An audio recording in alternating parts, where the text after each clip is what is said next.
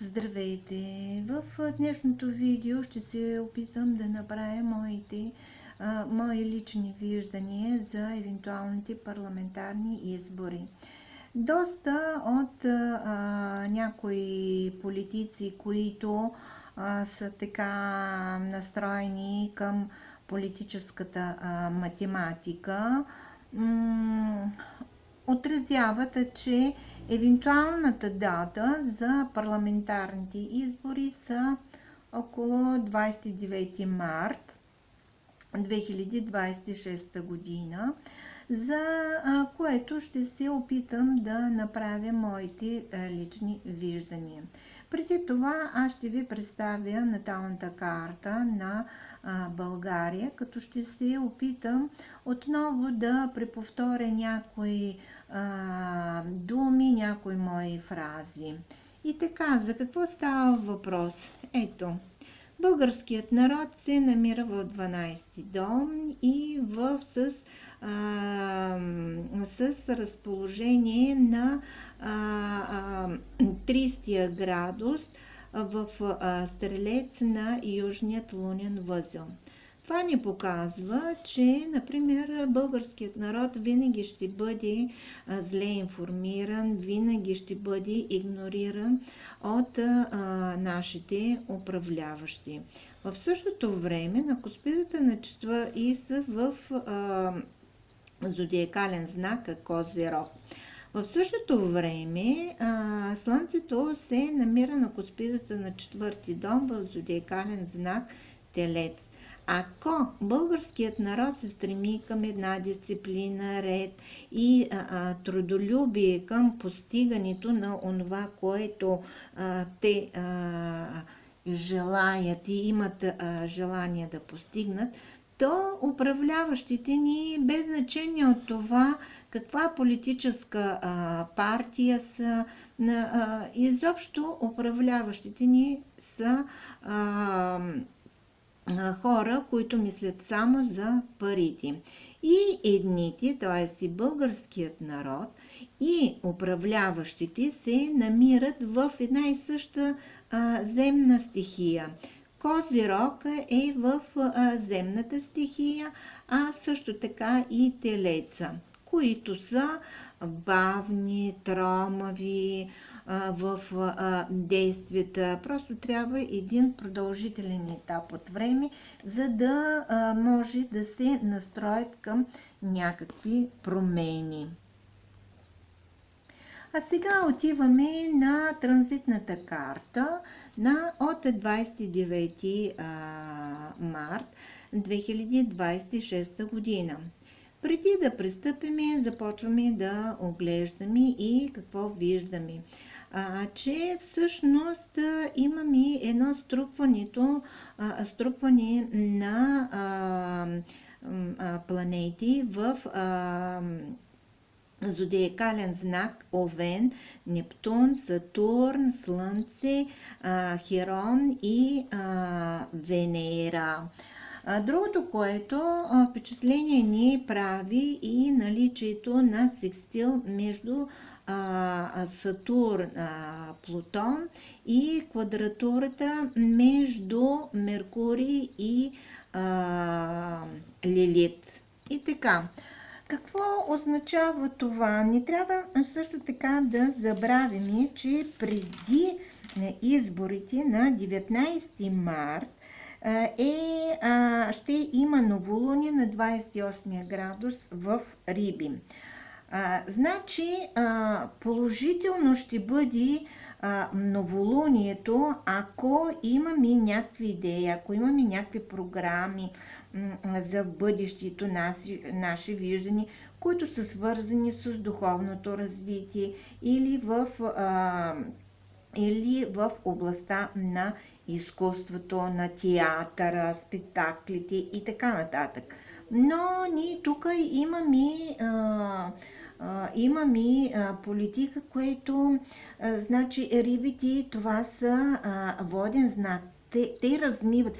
Те не позволяват нещо да се постигне до някакъв резултат.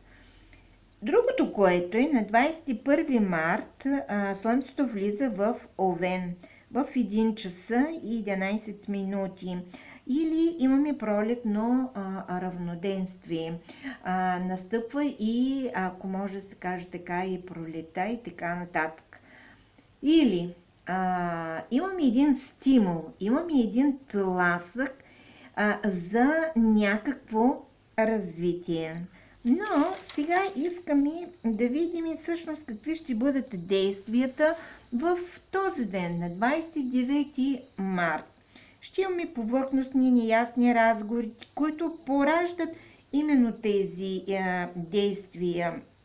Но всичко ще бъде свързано с някакви пречки и трудности. Действията ще бъдат скрити, потайни, внезапни, но винаги ще се говори за пари. Стремеж за разширение, но е много несигурно, нерешително и прекалено осветено. Тази осветеност ще прикрива истинската същност на самите избори, т.е. пари, диктатура.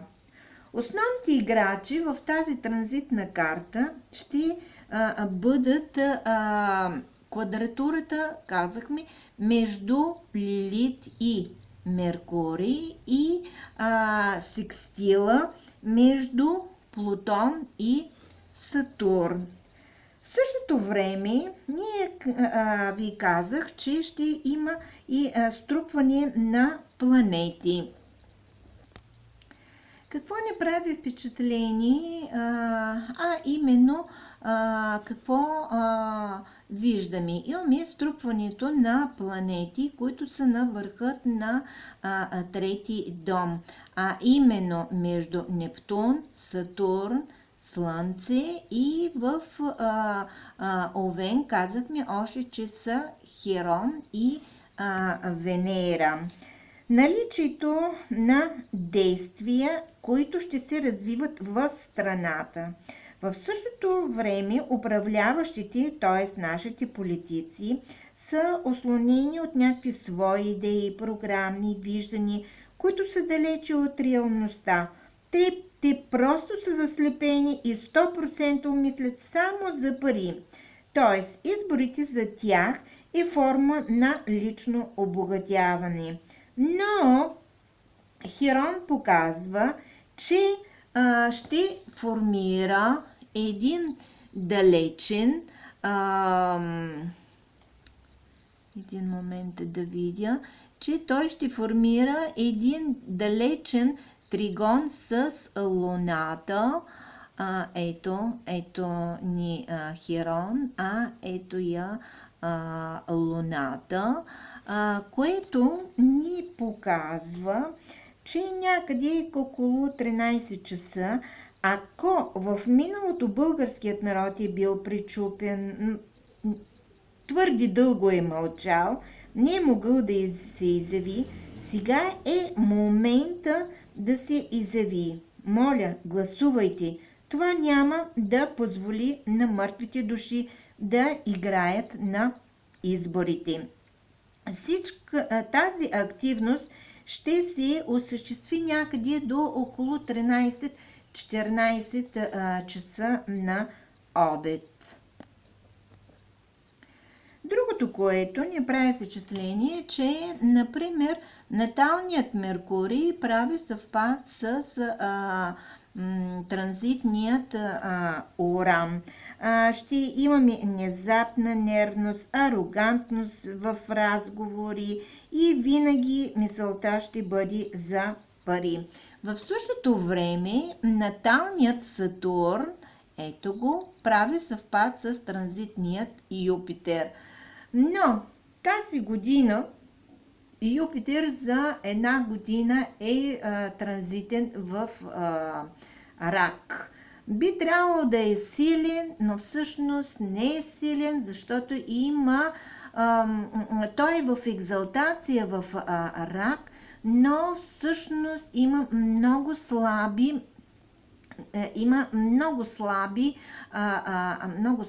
действие, има малко аспекти, т.е. няма да може да се покаже.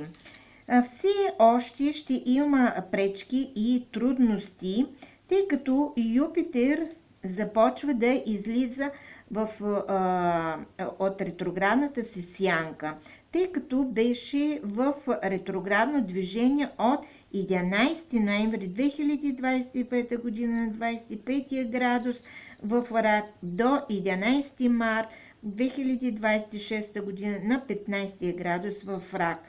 Тоест, в момента Юпитер е стационарен и слаб. Съществен момент също така играят и квадратурата между транзитните Лилит и транзитният Меркурий.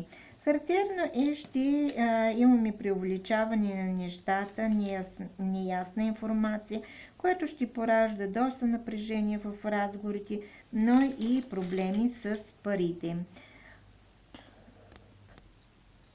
След това имаме един секстил между транзитните Плутон на 5 градус в Водолей, в секстил на 5 градус в Овен с Сатурн.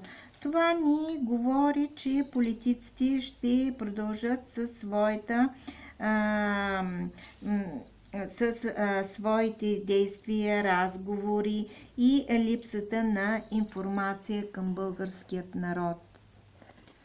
Другото съществено място е транзитният Меркурий, по който прави един хубав тригон с наталния Сатурн в 7-ми дом с транзитният Юпитер, който казахме, че е слаб в Рак.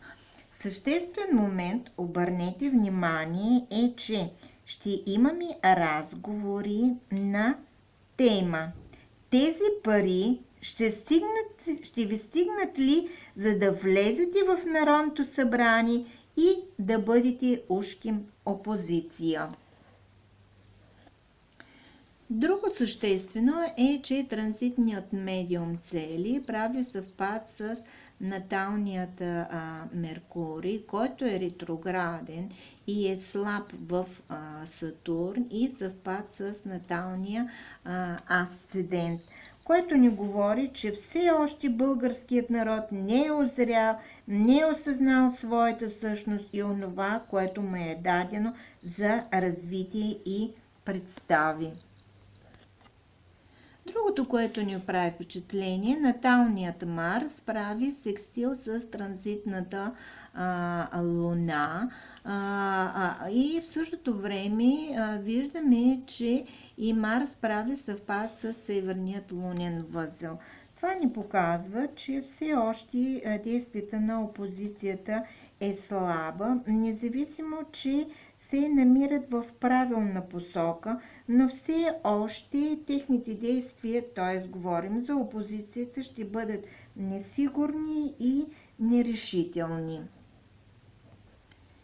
И така, денят ще мине с доста напрежение, несигурност, нерешителност, доста пари ще бъдат използвани, доста пречки, трудности, нервност, арогантност. Вече търпението и толерантността от страна на българският народ е прелял.